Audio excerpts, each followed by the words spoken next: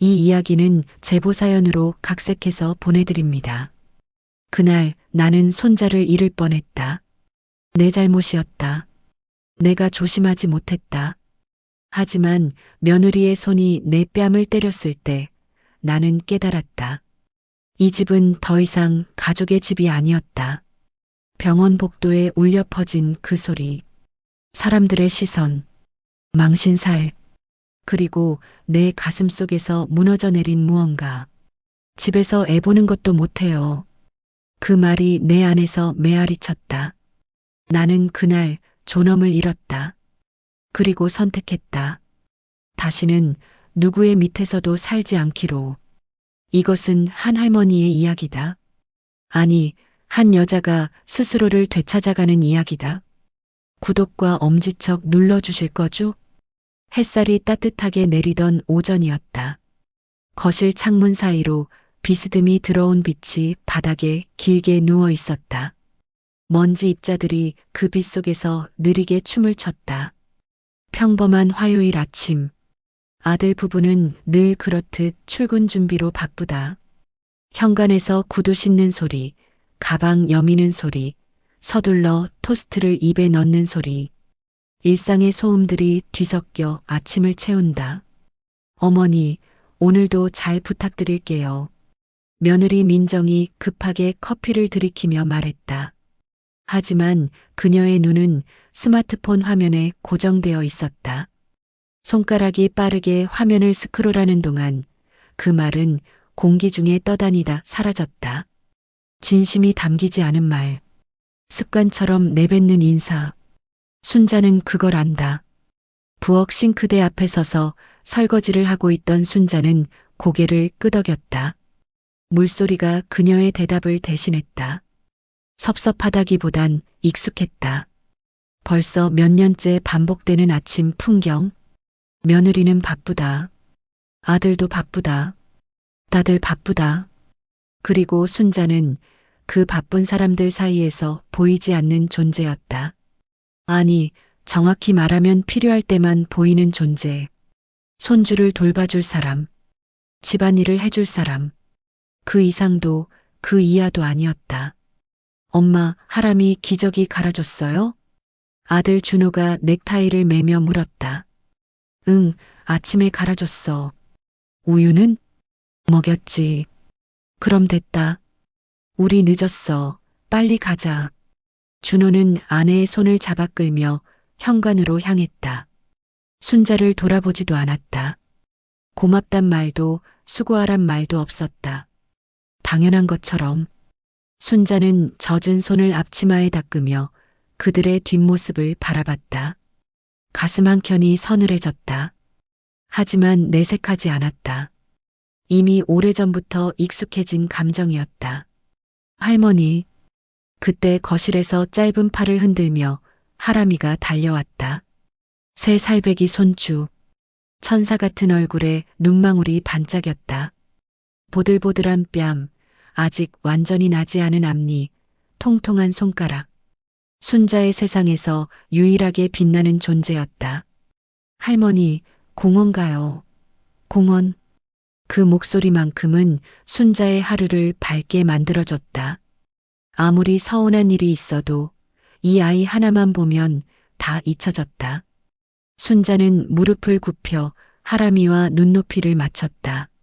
그래, 우리 하람이. 공원 가자. 날씨도 좋네. 순자는 젖은 손을 앞치마에 닦으며 손주를 안아 올렸다. 보들보들한 뺨에 입을 맞추자 하람이가 까르르 웃었다. 그 웃음소리가 온 집안을 채웠다. 순자의 입가에도 미소가 번졌다. 이런 순간만큼은 그녀도 행복했다. 아들 부부는 현관문을 나서며 손을 흔들었다. 엄마, 저녁에 봬요. 조심히 다녀오거라. 문이 닫혔다. 쿵. 그 소리와 함께 집안이 조용해졌다. 순자는 한숨을 내쉬며 거실을 정리했다. 소파 위에 놓인 리모컨, 바닥에 떨어진 장난감 블록, 식탁 위 우유컵. 아침마다 반복되는 풍경. 누군가는 해야 할 일이었다. 그리고 그 누군가는 언제나 순자였다. 설거지를 마저 끝내고 빨랫감을 세탁기에 넣고 거실을 쓸고 닦았다. 손은 바빴지만 머릿속은 텅 비어 있었다. 생각할 것도 없었다. 그저 몸이 기억하는 대로 움직일 뿐. 이렇게 하루가 지나가고 또 지나간다. 할머니, 빨리요. 하람이가 현관 앞에서 신발을 신고 서 있었다. 작은 운동화를 벌써 혼자 신었다. 신발 뒤꿈치가 접혀 있었지만 그 모습조차 사랑스러웠다. 순자는 서둘러 유모차를 현관으로 꺼냈다. 젖병을 챙기고 물티슈와 여벌 기저귀를 가방에 넣었다. 모자도 씌워주고 선크림도 발라줬다. 자, 우리 하람이 준비 끝. 공원 가요. 오늘은 날씨도 좋고 손주가 좋아하니 공원이라도 다녀오자. 집에만 있으면 답답하니까. 바깥 공기도 쐬고 아이도 뛰어놀게 하면 밤에 잘 잘 거다. 평범한 생각, 평범한 계획, 평범한 하루. 그저 그런 하루. 순자는 그렇게 생각했다. 이 평범한 하루가 자신의 인생을 완전히 바꿔놓을 줄은 그때 아무도 몰랐다. 유모차 바퀴가 현관문을 넘어서며 덜그럭거렸다. 바깥 공기는 상쾌했다. 아파트 단지 안나무들이 초록빛으로 물들어 있었다. 바람이 살랑살랑 불어와 머리카락을 간지렸다. 하람이는 고개를 이리저리 돌리며 신기한 듯 세상을 바라봤다. 할머니 새. 그래 새야. 참 새네. 순자는 미소를 지으며 유모차를 밀었다. 발걸음이 가볍다. 손주와 함께 있을 때만큼은 그녀도 누군가에게 필요한 사람이 된 기분이었다. 누군가의 할머니, 누군가의 전부. 그 역할만큼은 아무도 빼앗을 수 없었다. 아파트 단지를 벗어나 공원으로 향하는 길. 익숙한 길이었다. 얼마나 많이 걸었던가. 하람이가 태어난 이후로 거의 매일 이 길을 걸었다. 계절이 바뀌는 걸 이 길에서 느꼈다. 봄에는 벚꽃이 흩날리고 여름에는 매미가 울고 가을에는 낙엽이 쌓이고 겨울에는 눈이 내렸다. 그리고 지금은 초여름. 나무들이 가장 푸르른 계절. 공원이 가까워졌다. 아이들의 웃음소리가 멀리서 들려왔다. 그네 타는 아이, 미끄럼틀을 내려오는 아이, 엄마 손을 잡고 뛰어가는 아이. 평화로운 풍경이었다. 그리고 그 순간까지도 순자는 몰랐다. 몇 분 뒤 자신의 세계가 산산조각 날 것을. 공원 입구. 순자는 유모차를 밀며 천천히 보도를 따라 걸었다. 바람이 기분 좋게 불어왔다. 나뭇잎이 바스락거리고 새들이 지저귀는 소리가 들렸다. 하람이는 고개를 들어 하늘을 바라보며 손가락으로 무언가를 가리켰다. 할머니, 저기. 응, 구름이네. 예쁘지? 평화로운 순간이었다. 세상이 부드럽고 따뜻했다. 순자는 이런 순간이 좋았다. 손주와 단둘이 느리게 걸으며 아무 생각 없이 하늘을 보는 시간. 이럴 때만큼은 며느리의 차가운 시선도 아들의 무관심도 다 잊혀졌다. 그런데 보도블럭 턱이 미세하게 튀어나와 있었다. 공사 후 제대로 정리되지 않은 곳이었다. 보통 사람이라면 그냥 넘어갈 정도의 높이. 하지만 유모차에겐 장애물이었다. 순자는 그걸 보긴 봤다. 하지만 대수롭지 않게 생각했다. 늘 지나다니던 길이었으니까 별일 없을 거라 생각했다. 아이고, 이런 데는 좀 평평하게 하지. 그 말을 끝내기도 전이었다. 유모차 앞바퀴가 턱에 걸렸다. 덜컹. 순자는 무심코 더 세게 밀었다. 힘을 주면 넘어갈 거라 생각했다. 하지만 유모차는 넘어가지 않았다. 대신 앞으로 기울었다. 그 순간 퍽! 둔탁한 소리와 함께 유모차가 앞으로 고꾸라졌다. 시간이 멈춘 것 같았다. 하람이가 안전벨트를 하고 있었지만 충격이 너무 컸다. 작은 몸이 유모차 밖으로 튕겨져 나왔다. 공중으로 날아가는 손주의 모습이 느린 화면처럼 순자의 눈에 들어왔다. 작은 팔이 허공을 헤집었다. 입이 벌어졌지만 소리는 나오지 않았다. 그리고 쿵! 아이의 이마가 콘크리트 바닥에 부딪혔다. 세상이 멈췄다. 하람아. 순자의 절규가 공원을 가로질렀다. 주변 사람들이 일제히 고개를 돌렸다. 하지만 순자의 눈엔 아무것도 보이지 않았다. 오직 바닥에 쓰러진 손주만 보였다. 하람이는 울지도 못했다. 그저 눈을 크게 뜨고 하늘을 바라볼 뿐이었다. 충격이 너무 컸던 걸까? 아니면 아픔조차 느낄 수 없을 만큼 다친 걸까? 그리고 이마에서 붉은 피가 흘러내리기 시작했다. 하람아, 하람아. 순자는 떨리는 손으로 아이를 안아 올렸다. 머리에서 피가 계속 흘렀다. 따뜻한 피가 손에 묻었다. 순자의 손이 떨렸다. 온몸이 떨렸다. 숨이 막혔다. 심장이 터질 것 같았다. 누가 좀 도와주세요. 주변 사람들이 달려왔다. 누군가 119에 전화를 걸었다. 누군가 물티슈를 건넸다. 누군가 괜찮다고 곧 구급차가 온다고 말했다. 하지만 순자의 귀엔 아무것도 들리지 않았다. 오직 자신의 심장 소리만 쿵쿵 울렸다. 하람아, 정신 차려. 할미가 여기 있어. 할미가 있으니까 괜찮아. 하지만 하람이는 대답하지 않았다. 눈을 깜빡이긴 했지만 초점이 없었다. 입술이 파랗게 질렸다. 순자는 아이의 이마를 손으로 눌렀다. 피를 멈춰야 했다. 하지만 피는 계속 흘렀다. 손가락 사이로, 손등 위로, 팔을 타고 흘러내렸다. 제발, 제발 아무 일 없게 해주세요. 순자는 중얼거렸다. 기도였다. 애원이었다. 누구에게 하는 말인지도 모르고 그저 계속 중얼거렸다.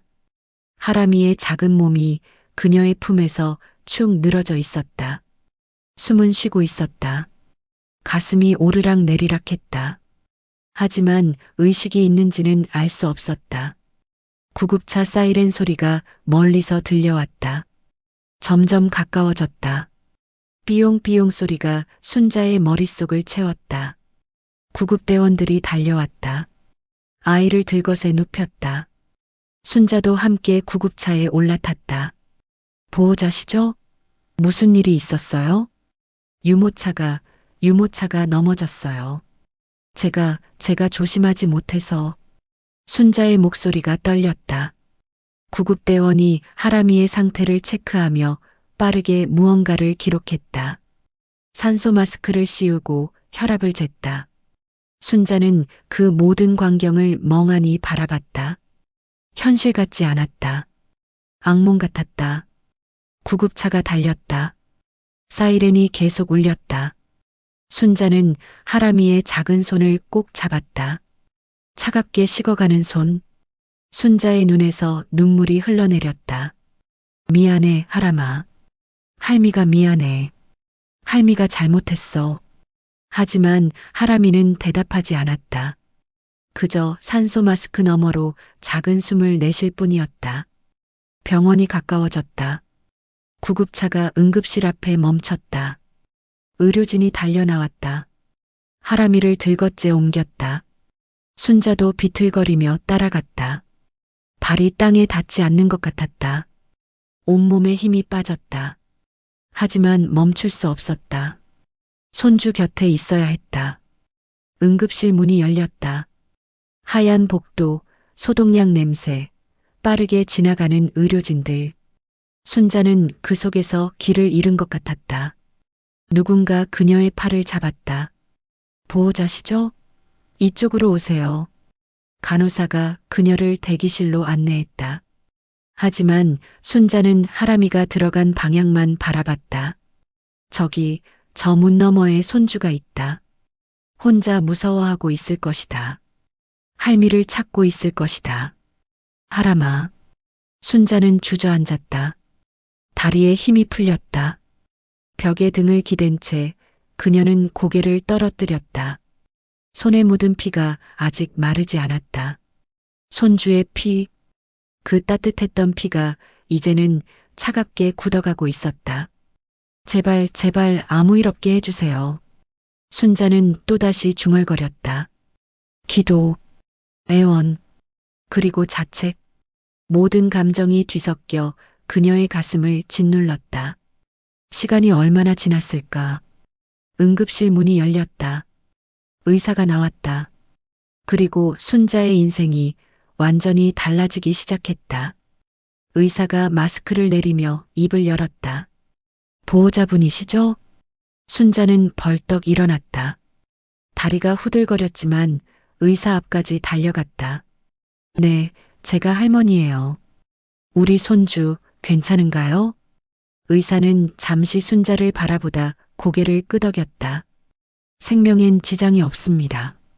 그 말에 순자의 다리가 다시 풀렸다. 벽을 짚고 가까스로 버텼다. 눈에서 안도의 눈물이 쏟아졌다. 감사합니다. 정말 감사합니다. 하지만 이마 상처가 깊어서 꿰매야겠어요. 그리고 머리를 다쳤으니 하루 이틀 경과를 지켜봐야 합니다. 입원 준비하세요. 네. 알겠습니다. 순자는 고개를 연신 숙이며 대답했다. 생명만 괜찮으면 됐다. 다른 건 다 괜찮았다. 흉터가 남든 입원을 하든 아무 상관없었다. 살아만 있으면 됐다. 의사가 돌아갔다. 순자는 다시 벽에 기대 주저앉았다. 온몸의 긴장이 풀리며 눈물이 멈추지 않았다. 다행이다. 정말 다행이다. 하지만 동시에 엄청난 죄책감이 밀려왔다. 내가 조심했어야 했는데, 내가 제대로 봤어야 했는데, 손이 떨렸다. 아직도 피가 묻어 있었다. 순자는 화장실로 가서 손을 씻었다. 붉은 물이 세면대를 타고 흘러내렸다. 아무리 씻어도 그 피의 감촉이 지워지지 않는 것 같았다. 그때였다. 복도 끝에서 급한 발소리가 들려왔다. 하람아, 하람이 어디 있어? 며느리 민정의 목소리였다. 순자는 화장실에서 나와 복도로 향했다. 민정이 아들 준호와 함께 달려오고 있었다. 민정의 얼굴은 눈물로 범벅이었다. 머리는 흐트러져 있고 화장은 번져 있었다. 준호도 넥타이를 풀어헤친 채 창백한 얼굴로 달려왔다. 하람이 어디 있어요? 민정이 소리쳤다. 간호사가 그들을 안내했다. 순자는 그 뒤를 천천히 따라갔다. 발걸음이 무거웠다. 가슴이 철렁 내려앉았다. 이제 뭐라고 설명해야 할까? 어떻게 말해야 할까? 하람이가 있는 병실 문이 열렸다. 민정이 안으로 뛰어들어갔다. 하람아. 하람이는 침대에 누워 있었다. 이마에 흰 붕대가 감겨 있고 링거가 꽂혀 있었다. 아직 의식은 흐릿했지만 살아 숨쉬고 있었다. 민정은 아이 옆에 무릎을 꿇고 앉아 울음을 터뜨렸다. 우리 하람이 엄마 왔어. 괜찮아. 다 괜찮아. 준호도 옆에 서서 하람이의 손을 잡았다. 두 사람은 오직 아이에게만 집중했다. 순자는 병실 구석에 서서 그 모습을 바라봤다. 들어가야 할지 나가야 할지 몰랐다. 손끝만 만지작거렸다. 내가 잘못했어. 내 탓이야. 속으로만 되뇌었다. 입 밖으로 내지 못했다. 목이 막혔다. 잠시 후 의사가 들어와 상황을 설명했다. 생명엔 지장 없다는 말, 꿰맨 상처, 입원 일정. 민정과 준호는 고개를 끄덕이며 들었다. 그리고 의사가 나가자 민정이 천천히 고개를 돌렸다. 순자를 바라봤다. 그 눈빛이 차가웠다. 어머니. 민정의 목소리가 낮게 깔렸다. 그래. 애를 도대체 어떻게 봤길래 이래요? 순자는 입술을 떨었다. 미안하다. 내가 조심하지 못해서요? 민정의 목소리가 높아졌다. 애머리가 깨졌어요. 머리가 조금만 더 심했으면 어떻게 될 뻔했는지 아세요? 미안하구나. 정말 미안해. 순자의 눈에서 눈물이 흘렀다. 하지만 민정은 멈추지 않았다. 맨날 조심한다고 해놓고, 맨날 잘 본다고 해놓고, 이게 뭐예요? 공원 가겠다고, 괜찮다고 해놓고, 미안해, 내가 잘못했어. 순자는 고개를 숙였다. 변명할 수 없었다. 정말로 자신의 잘못이었으니까 더 조심했어야 했다. 더 잘 봤어야 했다. 그런데 민정이 일어섰다. 천천히 순자에게 다가왔다. 어머니, 그 목소리가 떨렸다. 분노인지 슬픔인지 알 수 없는 감정이 섞여 있었다. 우리 하람이한테 이러면 어떡해요. 그리고 찰싹 병원 복도의 따기 소리가 울려 퍼졌다. 모든 게 멈췄다. 지나가던 간호사가 걸음을 멈췄다. 복도에 있던 사람들이 일제히 고개를 돌렸다. 준호는 얼어붙은 채 아무 말도 하지 못했다. 순자는 그 자리에 서 있었다. 뺨이 화끈거렸다. 귀가 웅웅 울렸다. 하지만 아픈 건 뺨이 아니었다. 가슴이 찢어지는 것 같았다. 숨이 막혔다. 세상이 무너지는 소리가 들렸다. 민정은 손을 떨며 한 발 뒤로 물러났다. 그녀도 자신이 뭘 한 건지 깨달은 듯했다. 하지만 말은 하지 않았다. 그저 돌아서서 다시 하람이 옆으로 갔다. 순자는 뺨을 감쌌다. 손이 떨렸다. 눈물이 흘렀다. 하지만 소리내어 울지 못했다. 그저 조용히 병실 구석에 서서 작아지고 또 작아졌다. 준호가 조심스럽게 입을 열었다. 엄마. 하지만 순자는 고개를 저었다. 괜찮아. 내가 잘못했어. 목소리가 떨렸지만 억지로 참았다. 나 좀 밖에 나가 있을게. 순자는 병실을 나왔다. 복도를 걸었다. 사람들의 시선이 따가웠다. 수군거리는 소리가 들렸다. 하지만 아무것도 보이지 않았다. 아무것도 들리지 않았다. 그저 걷고 또 걸었다. 병원 밖으로 나왔다. 차가운 공기가 얼굴을 때렸다. 순자는 벤치에 앉았다. 그리고 그제야 소리내어 울었다. 미안해 하람아, 정말 미안해. 하지만 그 눈물 속엔 미안함만 있는 게 아니었다. 부끄러움, 서러움, 그리고 무엇보다 깊은 상실감이 있었다. 나는 이제 이 집에서 뭘까? 그 생각이 머릿속을 맴돌았다. 대답은 없었다. 그저 차가운 바람만이 순자의 뺨을 스쳤다. 그날 저녁 집으로 돌아왔다. 하람이는 병원에 입원했다. 민정이 병실에 남고 준호와 순자가 집에 왔다. 짐을 가지러 온 거였다. 현관문을 여는 순간 집안이 너무 조용했다. 아이의 웃음소리가 없는 집, 덩그러니 놓인 장난감들, 텅 빈 유모차. 순자는 조용히 부엌으로 갔다. 저녁을 준비해야 했다. 늘 하던 일이었다. 하지만 손이 움직이지 않았다. 냉장고 문을 열었다 닫았다. 쌀통을 꺼냈다 다시 넣었다. 아무것도 하고 싶지 않았다. 엄마, 밥은 됐어. 준호가 현관에서 신발을 신으며 말했다. 나 병원 가봐야 해. 엄마도 씻고 쉬어. 응. 순자는 고개를 끄덕였다.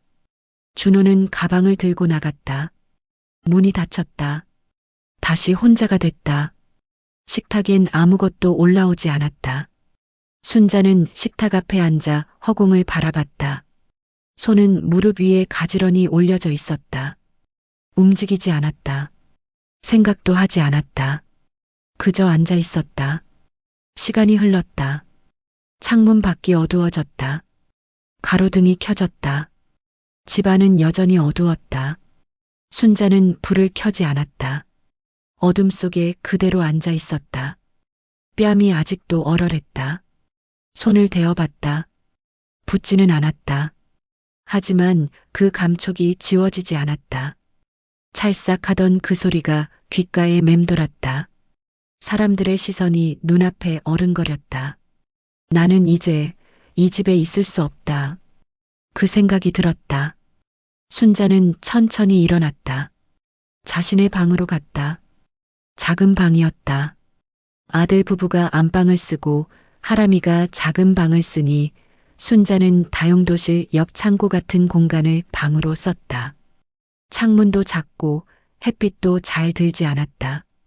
하지만 불평하지 않았다. 그저 있을 곳이 있는 것만으로도 감사했다. 하지만 이제는 달랐다.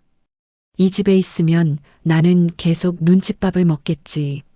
하람이가 퇴원해도 민정이는 날 용서하지 않을 거야. 아들도 날 편들어주지 않을 거고. 순자는 옷장을 열었다. 옷 몇 벌을 꺼냈다. 속옷, 양말, 수건. 작은 가방에 넣었다. 서랍에서 통장을 꺼냈다. 현금도 몇 장 접어서 허리춤에 넣었다. 많지 않았다. 하지만 며칠은 버틸 수 있었다.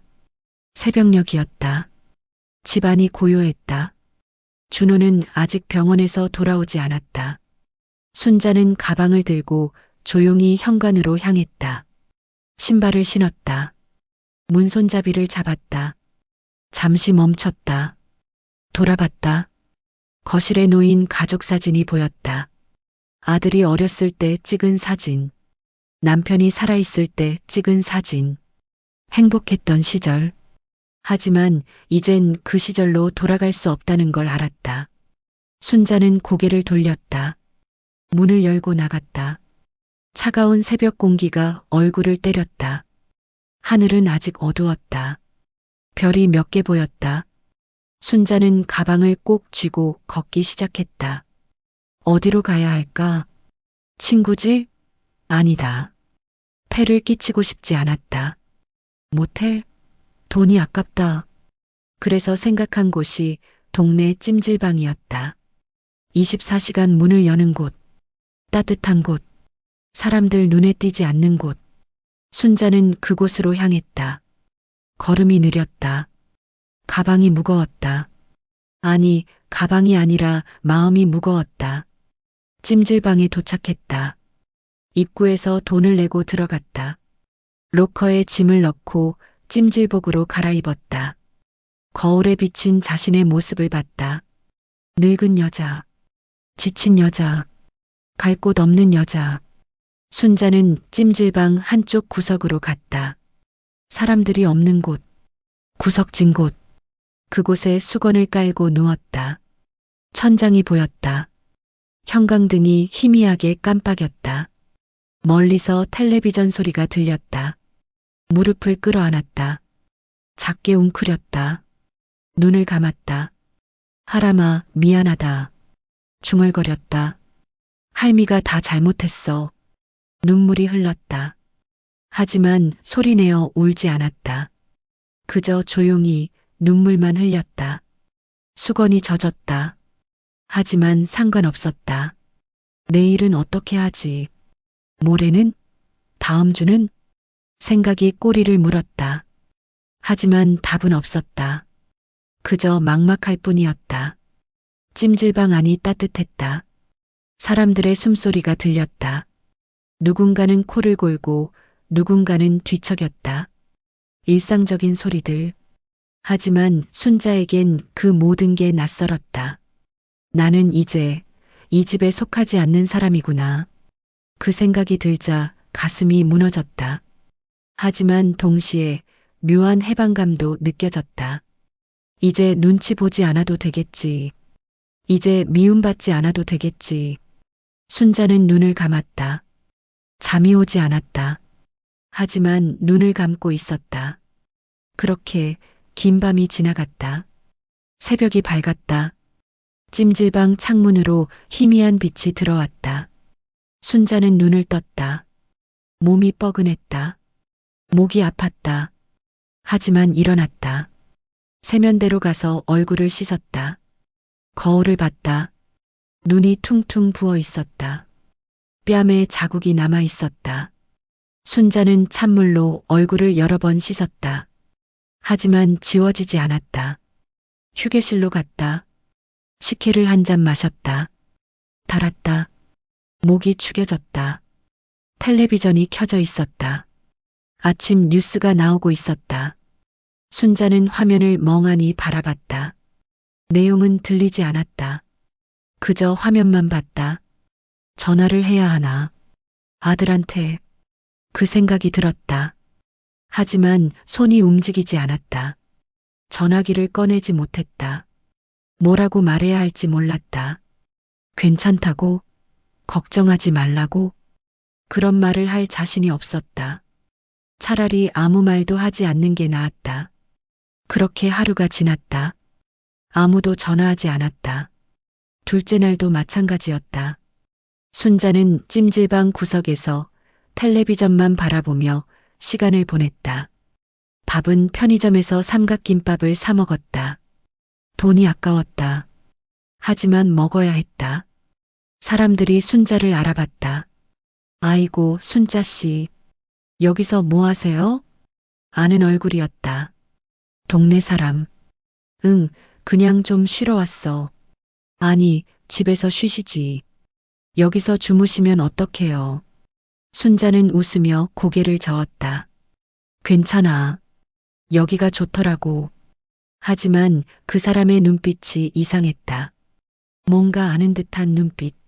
순자는 고개를 돌렸다. 소문이 퍼진 걸까?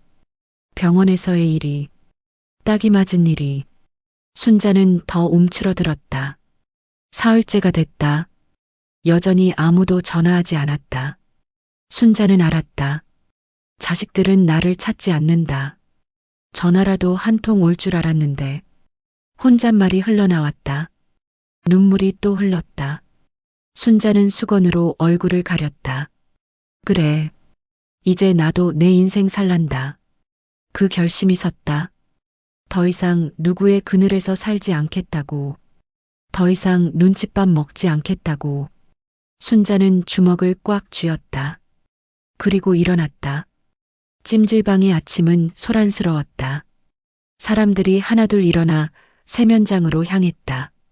물 흐르는 소리, 칫솔질 소리, 드라이기 소리가 뒤섞였다. 일상적인 소음. 하지만 순자에겐 그 모든 게 멀게만 느껴졌다. 그녀는 여전히 구석에 웅크리고 앉아 텔레비전을 바라봤다. 화면엔 아침 드라마가 나오고 있었다. 내용은 모르겠다. 자막이 지나가지만 읽히지 않았다. 그저 화면의 빛만 눈에 들어왔다. 순자 씨, 여기 계셨네. 익숙한 목소리가 들렸다. 고개를 들어보니 경숙이었다. 동네에서 오래 알고 지낸 사람. 같은 아파트 단지에 산다. 순자는 억지로 미소를 지었다. 경수가. 너도 여기 왔구나. 나는 허리가 아파서 찜질하러 왔지. 근데 순자 씨는 며칠째 여기 계시는 거 아니에요? 응, 그냥 좀 쉬려고. 경숙은 순자 옆에 앉았다. 그리고 조심스럽게 물었다. 집에 무슨 일 있어요? 순자는 고개를 저었다. 아니, 아무 일도 없어. 하지만 경숙의 눈빛이 의심스러웠다. 그녀는 목소리를 낮췄다. 순자 씨, 나 다 들었어요. 뭘? 병원에서 며느리한테 맞았다면서요. 순자의 얼굴이 굳었다. 경숙이 어떻게 알았을까? 아, 그렇지. 동네는 좁다. 소문은 빠르다. 병원에서 누군가 봤을 것이고 그게 퍼진 거다. 그게. 순자는 말을 잇지 못했다. 무슨 말을 해야 할지 몰랐다. 변명을 해야 하나? 아니면 인정을 해야 하나? 아이고, 순자 씨. 그것도 병원에서요? 사람들 다 보는 데서요? 경숙의 목소리에 동정이 섞여 있었다. 하지만 그 동정이 더 아팠다. 순자는 고개를 숙였다. 내가 잘못했어. 손주를 다치게 해서. 그래도 그렇지. 어떻게 시어머니를 때려요. 요즘 며느리들은 정말. 경숙이 허를 찼다. 순자는 아무 말도 하지 않았다. 며느리를 욕하는 게 싫었다. 민정도 엄마였다. 아이가 다쳤으니 화가 났을 것이다. 이해할 수 있었다. 하지만 동시에 가슴이 아팠다. 그래서 집 나오신 거예요? 응. 아들은 뭐래요? 아들도 아무 말 안 해요? 순자는 대답하지 않았다. 대답할 수 없었다. 아들은 아무 말도 하지 않았으니까. 전화도 하지 않았으니까. 경숙은 한숨을 쉬었다. 아이고, 순자 씨. 어쩌면 좋아요. 이러지 말고 집에 들어가세요. 그래도 내 집인데. 내 집. 순자가 중얼거렸다. 내 집. 과연 그곳이 내 집일까? 명의는 내 이름이지만 그곳에서 나는 주인이 아니었다. 그저 눈치 보며 사는 식객이었다. 경숙은 더 할 말이 없는 듯 일어섰다. 나 찜질하러 갈게요. 순자 씨도 너무 여기만 계시지 말고 밥이라도 제대로 드세요. 그래, 고마워. 경숙이 떠났다. 순자는 다시 혼자가 됐다. 텔레비전 소리만 허공에 맴돌았다. 그 뒤로도 사람들이 하나둘 순자에게 말을 걸었다. 동네 사람들, 다들 소문을 알고 있었다. 어떤 사람은 동정했고 어떤 사람은 수군거렸다. 아이고, 큰일 나셨다면서요? 며느리가 시어머니 뺨을 때렸다던데 요즘 세상이 어떻게 돌아가는 건지. 손주가 많이 다쳤대요? 머리를 다쳤다던데. 그 말들이 순자의 귀에 쏟아졌다. 하지만 순자는 아무 대답도 하지 않았다. 그저 고개를 끄덕이거나 웃어 넘기거나 아니면 자리를 피했다. 사람들의 시선이 따가웠다. 동정도 수군거림도 다 싫었다. 사흘째 되는 날 저녁, 순자는 핸드폰을 꺼냈다. 화면을 켰다. 부재중 전화가 있나 확인했다. 없었다. 문자 메시지도 없었다.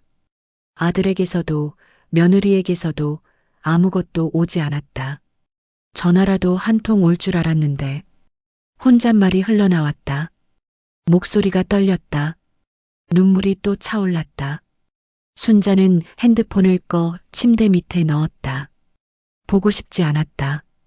기대하고 싶지 않았다. 아들은 나를 찾지 않는다. 그 사실이 가슴을 짓눌렀다. 며느리도 아들도 누구도 순자를 찾지 않았다. 집을 나온 지 사흘이 지났는데 아무도 걱정하지 않았다. 아니, 어쩌면 오히려 편하다고 생각할지도 몰랐다. 어머니가 없으니 눈칫밥 줄 일도 없고 신경 쓸 일도 없고 나는 이 가족에게 뭐였을까? 그 질문이 머릿속을 맴돌았다. 대답은 명확했다. 나는 그저 아이를 봐주는 사람, 집안일을 하는 사람, 필요할 때만 불려 나오는 사람. 그 이상도 그 이하도 아니었다. 순자는 천장을 바라봤다. 형광등이 희미하게 깜빡였다. 눈이 아팠지만 계속 바라봤다. 생각이 꼬리를 물었다. 이제 어떻게 살아야 하지? 다시 집으로 돌아가야 할까?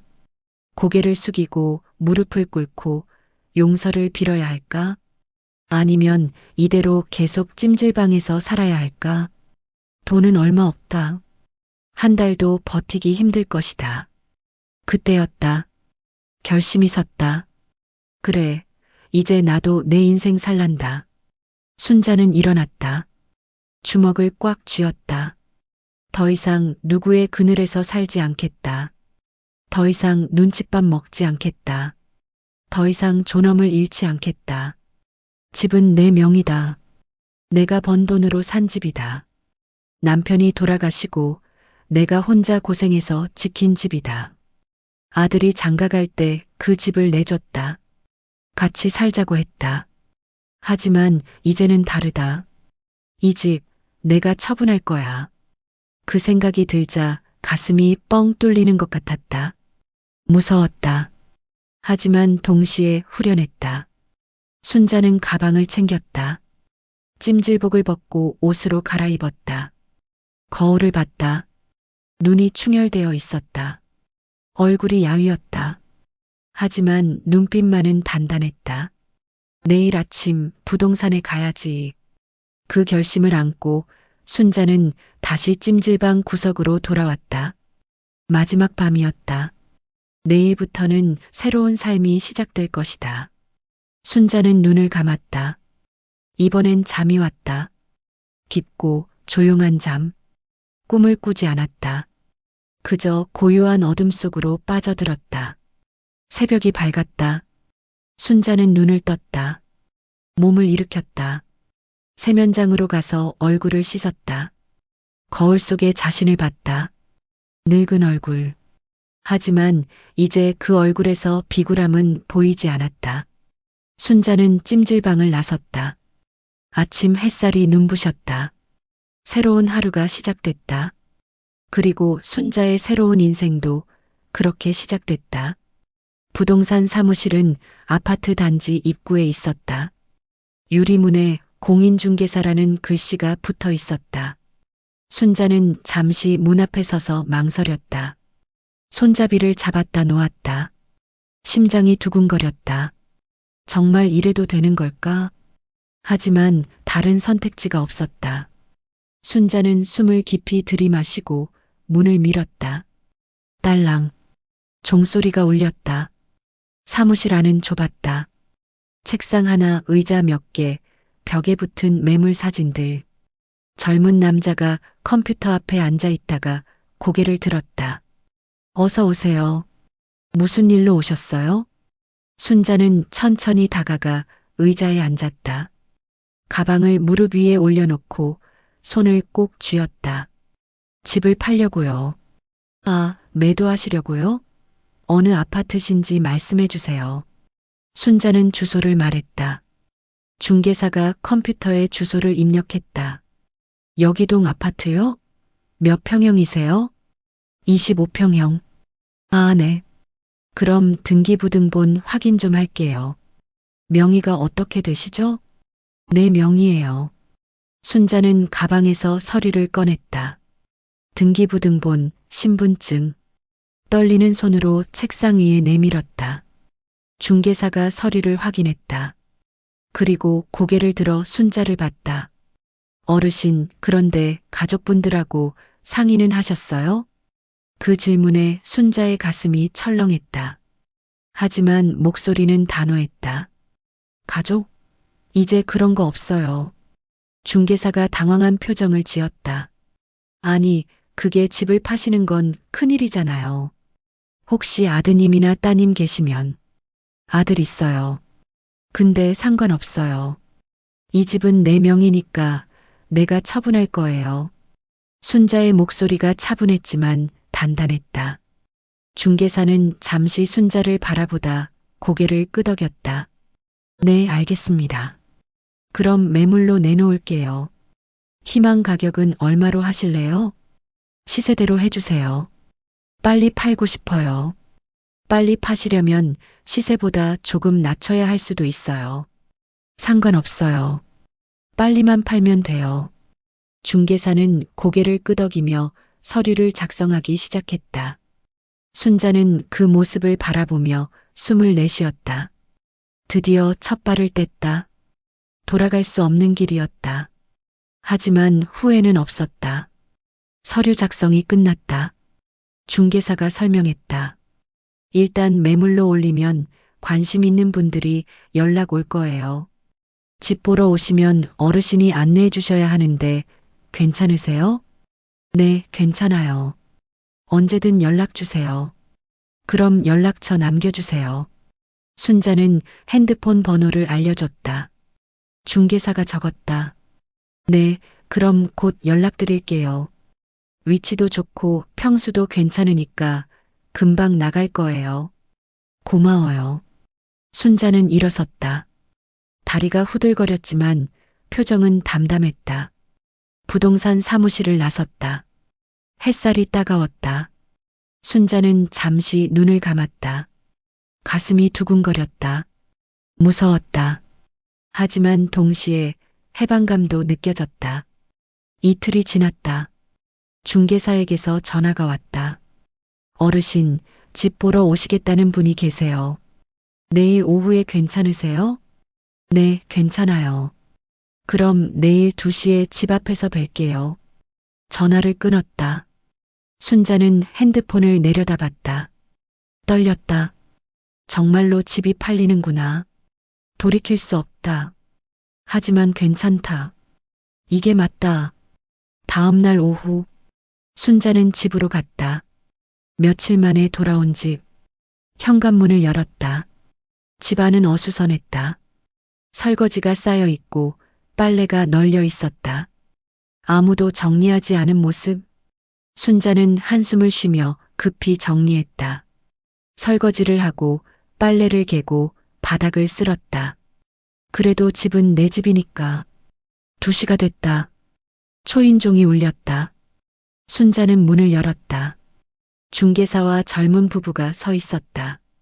어르신, 안녕하세요. 집 보러 왔습니다. 네, 들어오세요. 부부가 집 안으로 들어왔다. 신발을 벗고 집을 둘러봤다. 거실, 방, 화장실, 부엌. 순자는 뒤에서 조용히 따라다녔다. 와, 여기 채광 좋네요. 응, 남양이라서 따뜻해. 학교도 가깝고 좋은데? 부부가 만족스러운 표정으로 대화했다. 중개사도 열심히 설명했다. 순자는 그 모습을 바라보며 묘한 기분을 느꼈다. 이 집에 다른 사람이 살게 되는구나. 내가 살던 집, 아들이 자란 집, 손주가 태어난 집, 그 모든 기억이 담긴 집. 하지만 후회는 없었다. 30분쯤 지나 부부가 나갔다. 중개사가 순자에게 말했다. 어르신, 저분들 관심 많으신 것 같아요. 아마 계약하실 거예요. 그래요? 네. 조만간 연락 올 겁니다. 중개사도 나갔다. 순자는 혼자 남았다. 집이 텅 비어 보였다. 하지만 이젠 익숙했다. 이 집은 더 이상 내 집이 아니다. 곧 다른 사람의 집이 될 것이다. 그날 저녁, 순자가 다시 찜질방으로 돌아가려던 순간 핸드폰이 울렸다. 아들이었다. 심장이 쿵 내려앉았다. 뭐라고 말해야 할까?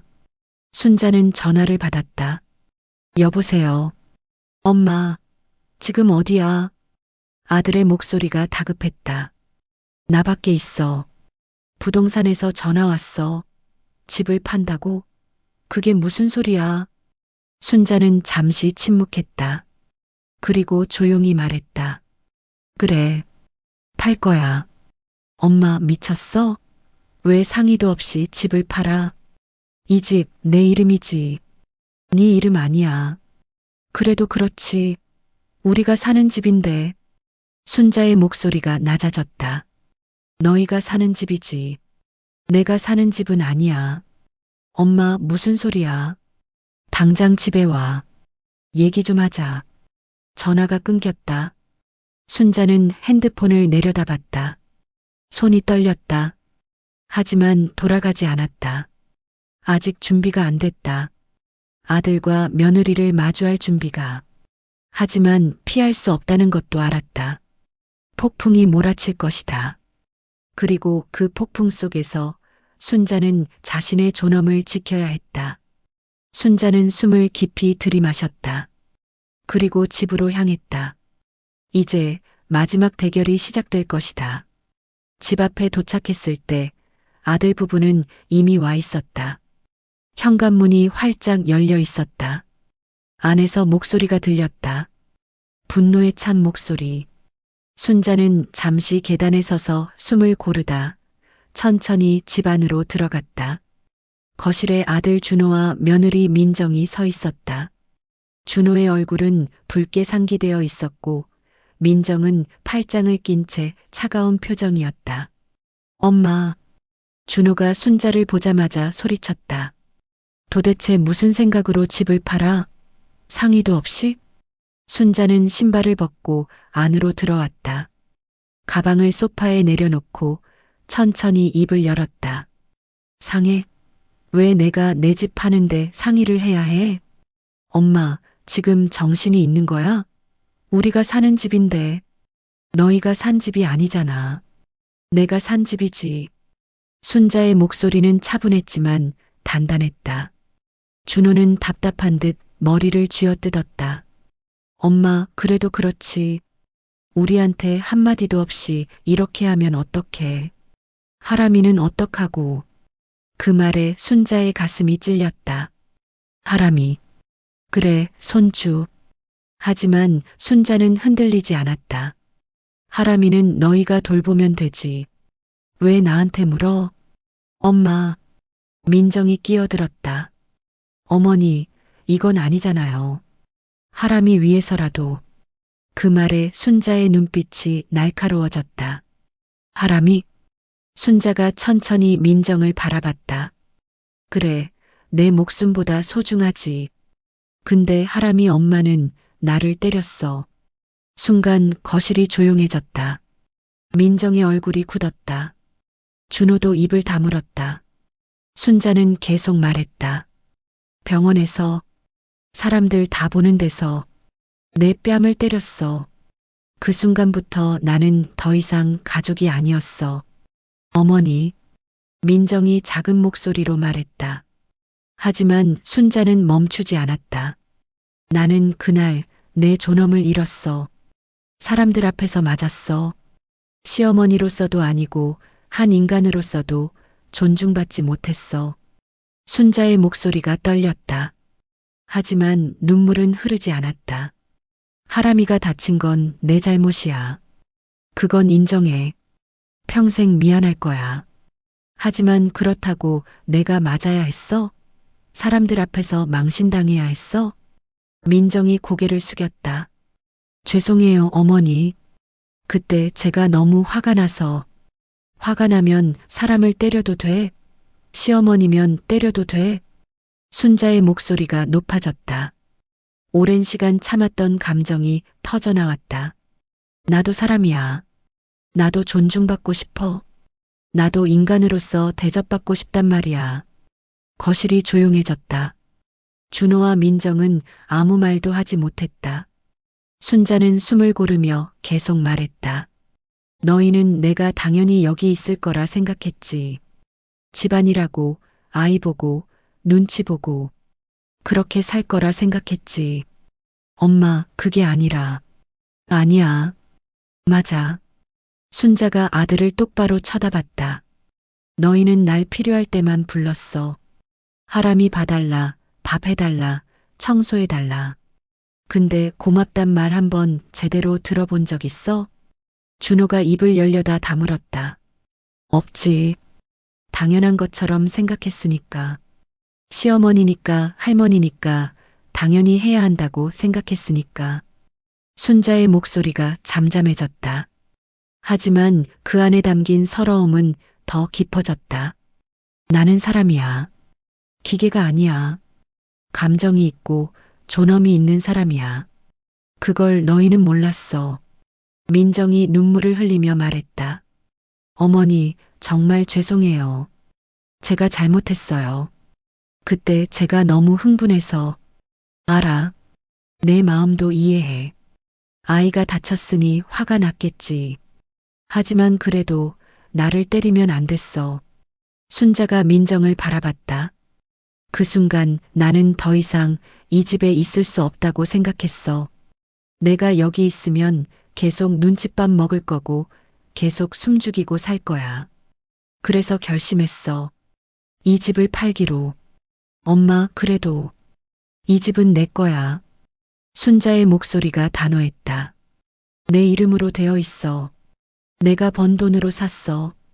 아빠 돌아가시고 내가 혼자 고생해서 지켰어. 너 장가갈 때 내줬지. 같이 살자고 했지. 하지만 이젠 아니야. 준호가 무릎을 꿇었다. 엄마, 제발. 다시 생각해줘. 우리가 잘못했어. 엄마한테 잘할게. 하지만 순자는 고개를 저었다. 늦었어. 엄마, 나는 이제 내 인생을 살 거야. 그 누구 밑에서도 살지 않을 거야. 순자는 가방을 들었다. 이 집은 팔릴 거야. 너희는 나가야 해. 미안하지만 이게 내 결정이야. 민정이 울면서 소리쳤다. 어머니, 그럼 저희는 어떡해요? 하람이는요? 너희가 알아서 해. 너희도 어른이잖아. 혼자 살 수 있잖아. 순자는 방으로 향했다. 하지만 문을 열기 전에 돌아섰다. 하람이한테는 미안해. 할미가 잘못했어. 하지만 이것만은 알아줬으면 좋겠어. 할미도 사람이야. 할미도 존중받고 싶어. 순자는 방 안으로 들어가 문을 닫았다. 거실에는 아들과 며느리의 울음소리만 남았다. 순자는 방 안에서 벽에 기댔다. 다리가 후들거렸다. 하지만 후회는 없었다. 드디어 말했다. 드디어 터뜨렸다. 오랜 시간 참았던 서러움을. 그리고 이제 순자는 자유로워질 것이다. 며칠이 지났다. 집은 빠르게 팔렸다. 계약서에 도장을 찍고 잔금을 받았다. 순자의 통장에 큰 돈이 들어왔다. 생전 처음 보는 금액. 하지만 기쁘지 않았다. 그저 담담했다. 이사 날짜가 정해졌다. 아들 부부는 급하게 전셋집을 알아봤다. 준호는 몇 번이나 순자를 찾아와 무릎을 꿇었다. 하지만 순자의 마음은 변하지 않았다. 엄마, 제발. 다시 한 번만 생각해줘. 생각 다 했어. 엄마, 우리가 정말 잘못했어. 앞으로 잘할게. 알아. 근데 늦었어. 준호는 울먹이며 물었다. 엄마는 어디서 살 건데? 혼자? 응, 혼자. 외롭지 않아? 순자는 잠시 침묵했다. 그리고 조용히 대답했다. 외로움보다 존엄이 더 중요해. 그 말에 준호는 더 이상 아무 말도 하지 못했다. 이사 전날 밤, 순자는 아들 부부를 거실로 불렀다. 마지막으로 할 말이 있었다. 준호와 민정이 소파에 앉았다. 표정이 어두웠다. 순자는 그들 앞에 섰다. 너희한테 마지막으로 할 말이 있어. 엄마, 들어봐. 순자는 숨을 깊이 들이마셨다. 내가 죽으면 내 재산은 너희한테 안 간다. 준호와 민정이 눈을 크게 떴다. 이 집 한 돈 나는 기부할 거야. 아동보호시설에. 하람이 같은 아이들을 위해서. 엄마, 그게 무슨. 그리고 나중에 하람이가 크면 이것만 전해줘. 순자는 편지 한 통을 내밀었다. 할미가 어떤 사람이었는지, 할미가 왜 이런 선택을 했는지, 그것만 알려줘. 민정이 편지를 받으며 눈물을 흘렸다. 어머니, 정말 죄송해요. 제가 정말 잘못했어요. 알아. 순자가 민정을 바라봤다. 나도 내 마음 이해해. 엄마니까. 아이가 다쳤으니 화가 났겠지. 하지만 그래도 사람을 때리면 안 돼. 아무리 화가 나도. 민정은 무릎을 꿇고 순자 앞에 앉았다. 어머니, 용서해 주세요. 제발. 저 정말 반성하고 있어요. 순자는 민정의 머리를 쓰다듬었다. 용서는 할게. 정말요? 응. 근데 다시는 같이 못 살아. 그 말에 민정이 고개를 떨어뜨렸다. 준호도 눈물을 흘렸다. 엄마, 우리 정말 잘못했어. 제발 한 번만 더 기회를 줘. 준호야. 순자가 아들을 불렀다. 너도 이제 어른이야. 혼자 살 수 있어. 아내도 있고 아들도 있잖아.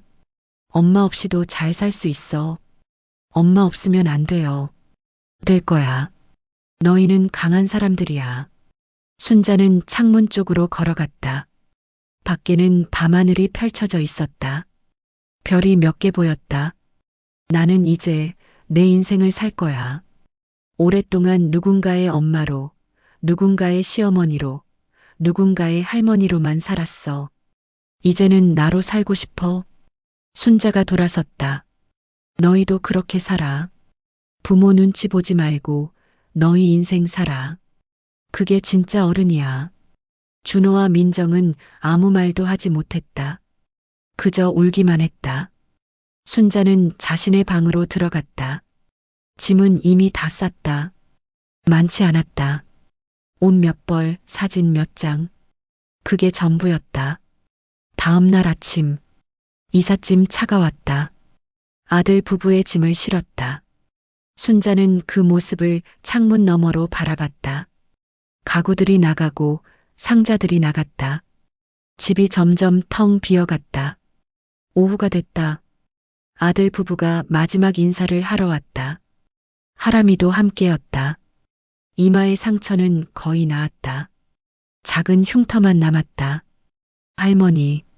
하람이가 순자를 불렀다. 순자는 무릎을 굽혀 손주와 눈높이를 맞췄다. 응, 우리 하람이. 할머니, 어디 가요?